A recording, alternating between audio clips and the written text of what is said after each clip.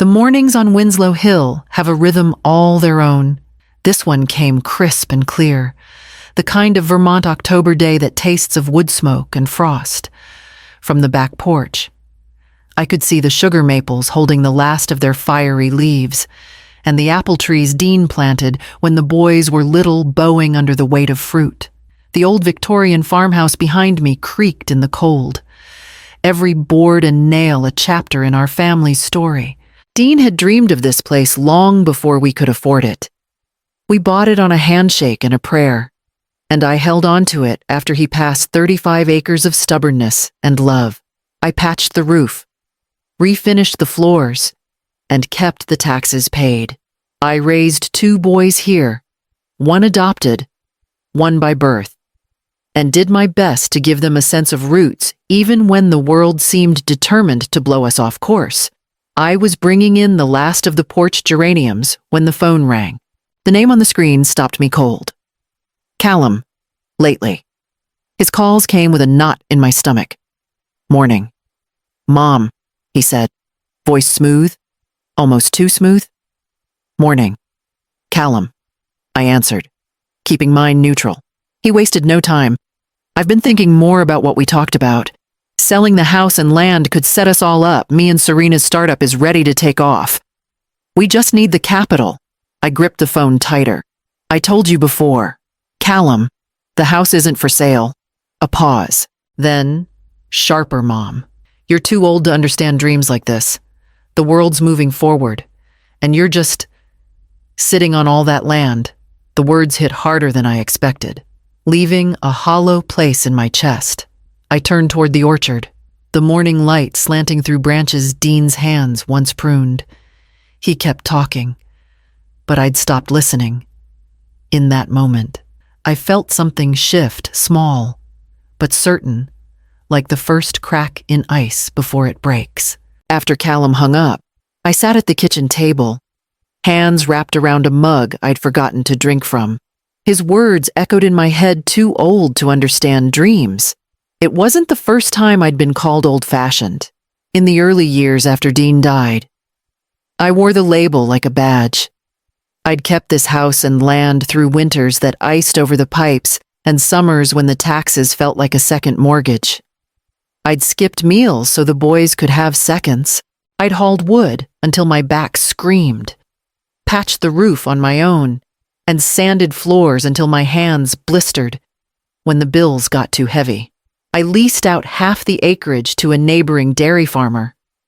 Watching another man plow the fields Dean once worked nearly broke me, but it kept the lights on.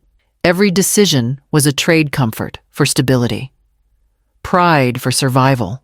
Callum grew up seeing the sacrifices but never feeling their weight. He had Dean's easy charm and the kind of smile that could talk a teacher out of detention. He also had a knack for big ideas that burned out faster than they caught. Adrian was different. My steady one, adopted at 6. He'd come to us wary and quiet, but once he settled in, he rooted himself deep. He studied hard, never asked for money, and left for Boston with a scholarship and a plan. Now he was a lawyer, the kind who read contracts 3 times before signing anything. Every Sunday, he called just to hear about the weather, the orchard, and whether I'd baked that week. I looked around the kitchen, the worn counters, the dent in the wall from the time Callum kicked a soccer ball indoors, the quilt draped over the chair that Adrian's small hands once helped me sew. The thought slid in. Uninvited, maybe Callum was right.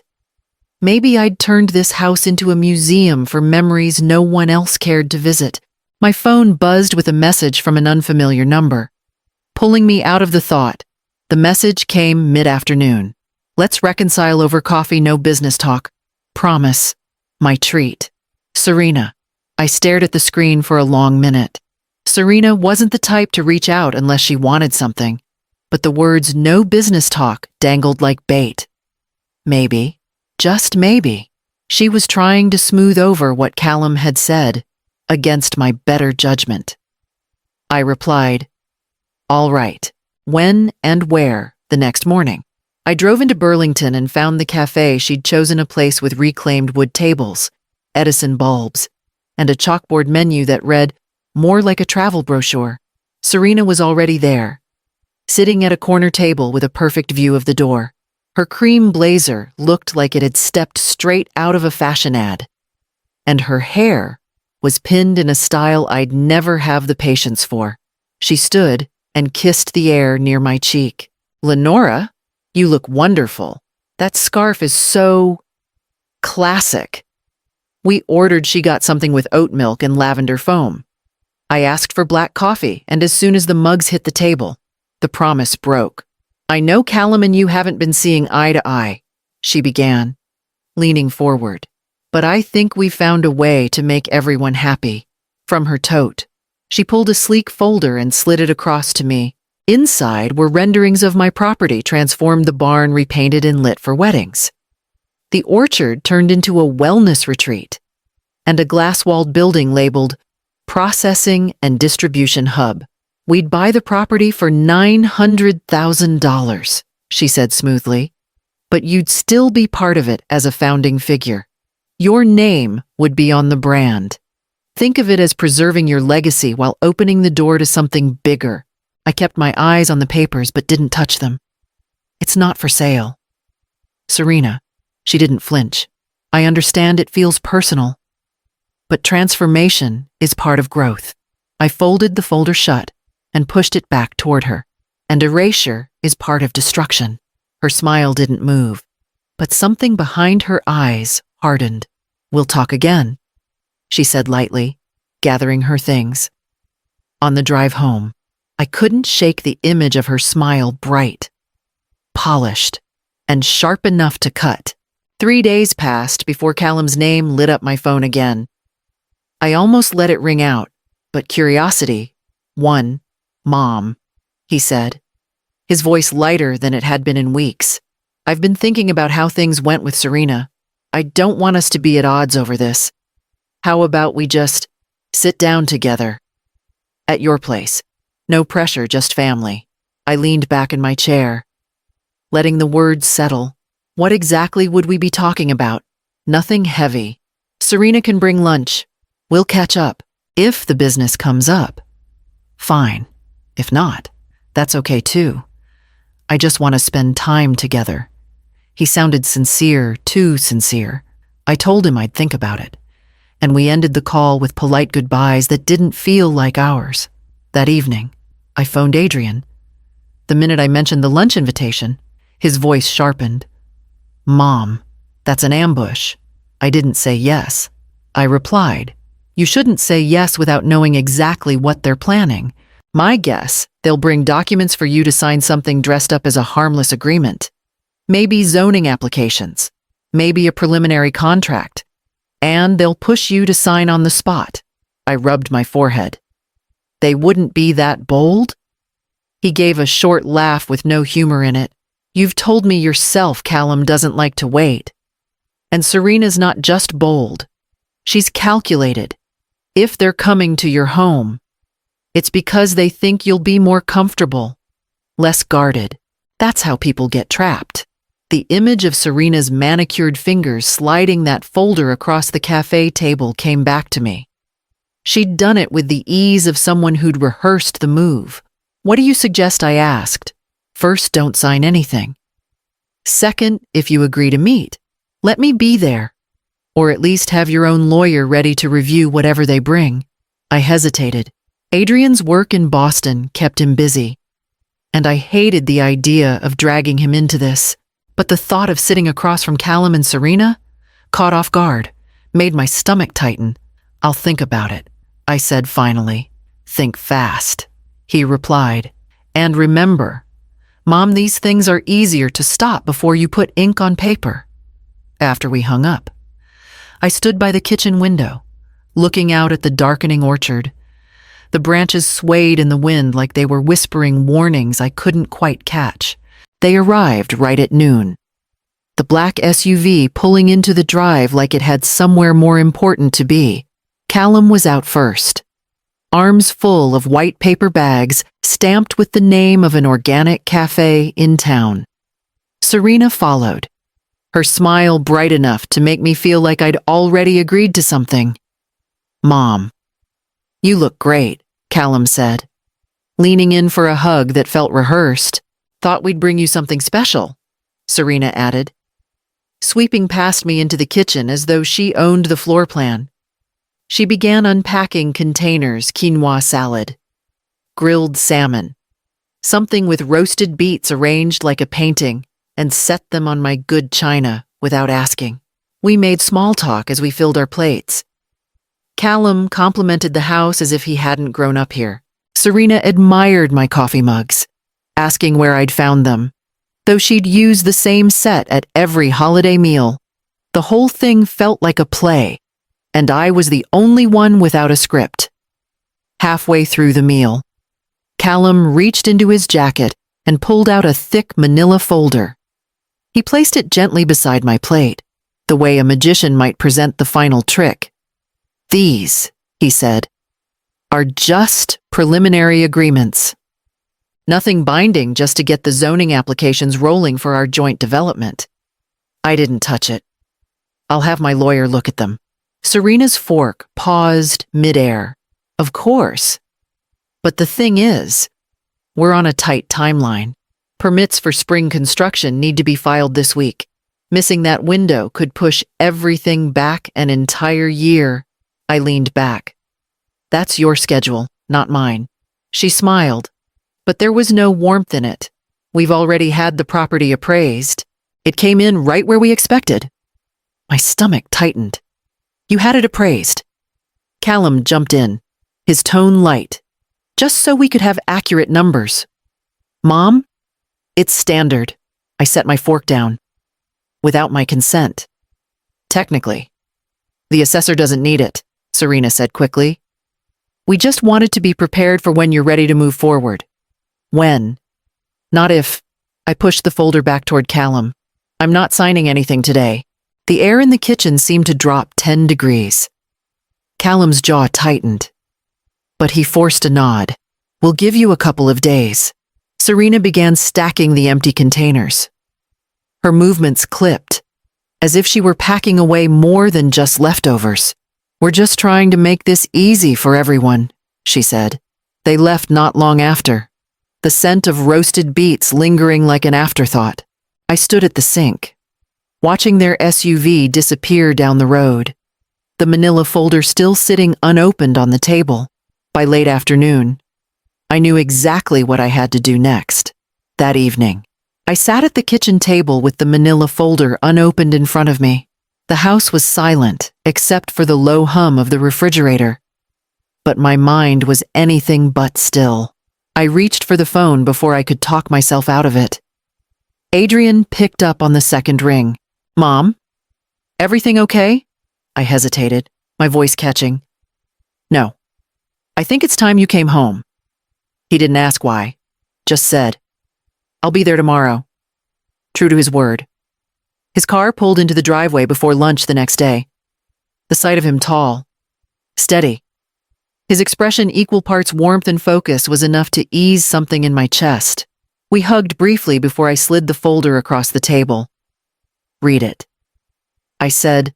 He settled in, flipping through the pages with the same deliberate care I'd seen him use on Sunday crossword puzzles as a boy, but his frown deepened with each sheet. "This isn't a preliminary agreement," he said finally. "It's the foundation for a full transfer of operational control to Callum." He tapped one paragraph. "You'd keep the title." "Sure. But he'd have authority over every decision: leases, sales, development." And here he pointed to another clause. "You'd be sole collateral for any loans. If the venture fails, they take your house." I felt my stomach turn. "And the investors." He flipped to the back. "2 LLCs I don't recognize. Both incorporated last month. No public filings yet. But my guess, someone's leaning on Callum and Serena to deliver. Fast. That's why they're pushing you on these deadlines." I sat back, absorbing the words. "So, it's worse than I thought. Much worse," he said. "But it also means they're vulnerable. if we call a meeting on our terms, get all the players in one room, I can dismantle this before they know what's happening. For the first time in days, I felt a flicker of control. You think they'll agree to that? He smiled. The kind of smile that said he'd already decided the outcome. They'll come, especially if they think you're close to saying yes. I looked at the folder between us. No longer just a pile of papers, but a weapon, one that could cut either way. Then let's set the stage, I said. Adrian nodded. We'll make them believe they're walking into a win.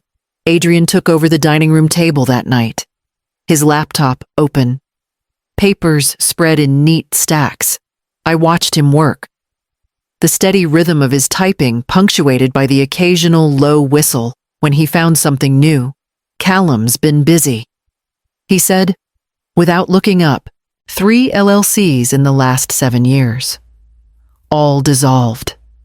The first folded, owing $24,000 to suppliers. The second, your loan for the food truck, defaulted after 3 months. The third, some subscription box for handmade grooming products, racked up Better Business Bureau complaints before it vanished. My jaw tightened, and none of that was mentioned in their pitch. Of course not. He clicked through another screen. Here's the real kicker. Serena's startup name already trademarked in Oregon. That company's currently suing multiple businesses for infringement. Even if they launched tomorrow, they'd be in court by spring. I shook my head. And they call me the one stuck in the past. Adrian's tone hardened. Mom, it gets worse. I pulled zoning records for this county 2 weeks ago. Callum filed preliminary requests for development, listed himself as owner pending. The words landed like a punch. He doesn't even own the property. He's acting like he will. And soon, Adrian said. This isn't a negotiation anymore. It's a takeover plan. For a moment, the air between us felt heavy, the way it does before a storm breaks. I could almost hear Dean's voice telling me to hold the line. No matter the cost. Adrian closed his laptop. We invite them back here for a final discussion. They'll bring their lawyer, maybe a bank rep. They'll think it's their victory lap. And I asked, and we take them apart. On record. In your house. On your terms. I thought of Serena's polished smile at the cafe. Callum's practiced charm over lunch. This time, I'd see what those faces looked like when the ground shifted under them. All right, I said. Call them. Adrian's fingers were already dialing. They arrived exactly on time. Stepping out of a black SUV like they were walking into a closing deal, Callum wore his most disarming smile. Serena in a tailored coat that matched the polish in her voice as she greeted me. Behind them came a man with a leather briefcase and a woman clutching a sleek tablet, introduced as their attorney and a representative from the bank. Thanks for having us. Mom, Callum said warmly. I led them into the parlor, where Adrian was already seated. Before we begin, I said evenly, I should introduce my legal counsel. The shift in the room was instant. Callum blinked. Serena's smile faltered for half a second before she recovered. Adrian stood, shook hands without warmth, and then sat, sliding a folder in front of him. Let's start with some history, Adrian began, his tone professional but edged. 3 prior business entities dissolved, each leaving unpaid debts. One defaulted on a loan co-signed by my mother. Another generated multiple consumer complaints before folding. Callum stiffened. That's irrelevant. It's pattern, Adrian cut in, turning to Serena. And your proposed brand name is already under active trademark in Oregon. That company has ongoing litigation against infringers, which you failed to disclose. The bank rep's head came up sharply. Is that accurate? She asked. Adrian handed her printed records. She scanned them, then quietly excused herself, murmuring something about needing to review financing terms. Serena's mask began to crack. Her words sharper now. You're twisting everything. Really, Adrian opened another document. Because here's your zoning application. Filed 2 weeks ago. It lists Callum as owner pending. That's fraudulent. Considering the property still belongs entirely to my mother, color rose high on Callum's cheeks. We were just preparing for something you had no right to assume. Adrian finished. The room went silent, except for the sound of paper being stacked neatly back into Adrian's folder. I sat still, letting the weight of their embarrassment settle before speaking. This meeting is over. Serena looked at Callum, searching for a foothold. He didn't meet her eyes. Adrian didn't let the silence linger long. While we're speaking of patterns, he said, his eyes on Callum. Let's not forget the personal loans my mother covered, loans you never repaid. The food truck, the supplier bills, the late mortgage payment you swore was temporary. All from her savings. Callum's jaw tightened. That's family helping family. That's taking without giving back. Adrian replied. Serena leaned forward, her tone suddenly soft, almost pleading. Lenora, no one's trying to hurt you. This is about helping your son achieve his dreams. Don't you want to see him succeed? Don't you want to be part of that story? I rose from my chair, the steady weight of my decision settling in my chest. I'm not blocking dreams. I'm protecting what's mine. You're not taking my home. Serena's expression hardened. You'll regret missing this opportunity. I doubt that, I said. I walked to the front door and opened it wide. Leave, for a moment. No one moved. Then the attorney gathered his papers. Avoiding my gaze, Serena stood, her heels clicking on the wood floor, her face a mask of injured dignity. Callum lingered, his eyes flicking between me and the open doorway. His lips parted as if to speak, but whatever words he'd been about to offer never came. He stepped outside without looking back. I closed the door behind them and let my hand rest on the cool brass handle for a moment, listening to the distant crunch of tires on gravel as they drove away. Adrian was still at the table, watching me. It's done, he said quietly. I turned toward him, feeling the room settle into a strange, fragile calm, already knowing what needed to happen next. The house felt different once they were gone. Not lighter, exactly, but steadier. Like the ground had stopped shifting beneath my feet. Adrian and I sat at the kitchen table with fresh coffee, the late morning sun spilling across the worn wood. For the first time in weeks, I let my shoulders drop. I've been thinking, I said, wrapping my hands around the mug. It's time to put this place in a trust. You as executor. That way, no one can sell it without my say-so. Not now. Not ever. He nodded. No surprise in his eyes. I can draw up the paperwork this week. We'll make it airtight. The knot in my chest eased. Good. And once that's settled, maybe we should start restoring the orchard. Dean would have liked that. I kept putting it off, waiting for the right time. Adrian smiled. Then let's make it the right time. We sat there a while longer, talking about apple varieties, new fencing, and the way the land could be brought back to its best.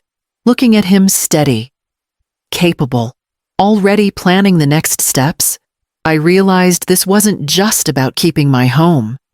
It was about choosing who would protect it when I no longer could. Outside, the orchard stood bare in the autumn light, waiting for spring. I knew now it would have one.